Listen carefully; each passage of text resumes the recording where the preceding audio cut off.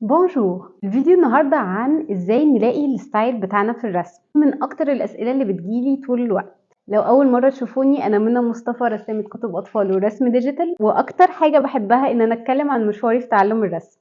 اولا كده احنا محتاجين نعرف ان الستايل في الرسم ده مش حاجة ضايعة عشان نلاقيها، مش محتاجين ان احنا ندور عليها، انما هي شيء بيتطور طول الوقت. والنهاردة هنتكلم عن الخطوات اللي هتساعدنا اننا نطور من الستايل بتاعنا في الرسم. من اكتر الحاجات اللي هتساعدنا ان احنا نطور الستايل بتاعنا في الرسم ان احنا نتفرج كتير على رسومات كتير، على رسومات من ستايلز مختلفة. طول ما بنغذي عينينا برسومات مختلفة، ستايلز مختلفة، كل انواع الفنون البصرية بتساعدنا ان احنا نعرف ايه الحاجات اللي بنحبها وايه الستايلز اللي بنحبها. في خلال لما احنا بنقعد نتفرج كتير نبدأ ان احنا نعمل سيف للحاجات اللي احنا بنحبها، سواء بقى نصورها، سواء ان احنا نجمعها كلها في مكان واحد، يكون في مكان نقدر ان احنا نرجع له طول الوقت. بعد كده ان احنا نطلع المشترك ما بين كل الستايلز اللي احنا حبيناها دي. ايه اكتر حاجة مشتركة ما بين الستايلز المختلفة دي والفنانين المختلفين دول، علشان غالبا هي دي اكتر حاجة بتشدنا وهي دي اكتر حاجة محتاجين ان احنا نشتغل عليها ونطورها.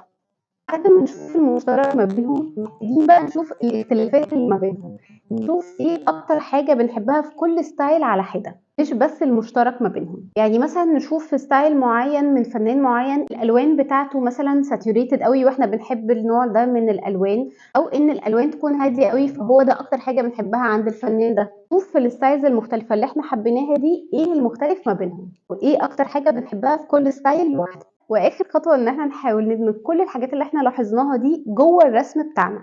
طبعا الموضوع بياخد وقت، ومش كل الحاجات اللي احنا طلعناها دي هنقدر ان احنا ندمجها في الرسم بتاعنا مرة واحدة، لكن طول ما احنا عارفين وواعيين ايه الحاجات اللي احنا بنحبها هنقدر ندخلها جوه الرسومات بتاعتنا واحدة واحدة. ده بالتالي هيوصلنا ان احنا يكون عندنا ارت ستايل خاص بينا. على العلم ان الارت ستايل ده برضو مش هيفضل على طول معانا، برضو هيتطور طول الوقت، وكده كده احنا طول ما احنا بنتفرج وطول ما احنا بنمارس الرسم احنا بتتطور والاسلوب بتاعنا بيتطور والستايل بتاعنا بيتغير من وقت للتاني. شوفوا اي فنان انتوا بتحبوه، اي رسام انتوا بتحبوا الستايل بتاعه، وشوفوا الستايل بتاعه دلوقتي ومن 6 شهور فاتوا او من سنة فاتوا او من سنتين فاتوا هو اختلف ازاي. وهو ده طبعا اللي هيحصل لنا، الستايل بتاعنا هيتغير من وقت للتاني، فنحاول ان احنا نكون مرنين اكتر وما نفضلش متشبثين بستايل واحد طول الوقت ومش عايزين نغير خالص. عكس، طول ما احنا بنغير في الستايل بتاعنا ده دليل على ان احنا بنتطور. بس كده، اتمنى ان يكون فيديو النهارده عجبكم واستفدتوا منه، وقولوا لي في الكومنت ايه المواضيع التانية اللي انتوا محتاجين ان احنا نتكلم فيها. وما تنسوش لو عجبكم الفيديو تعملوا لايك وسبسكرايب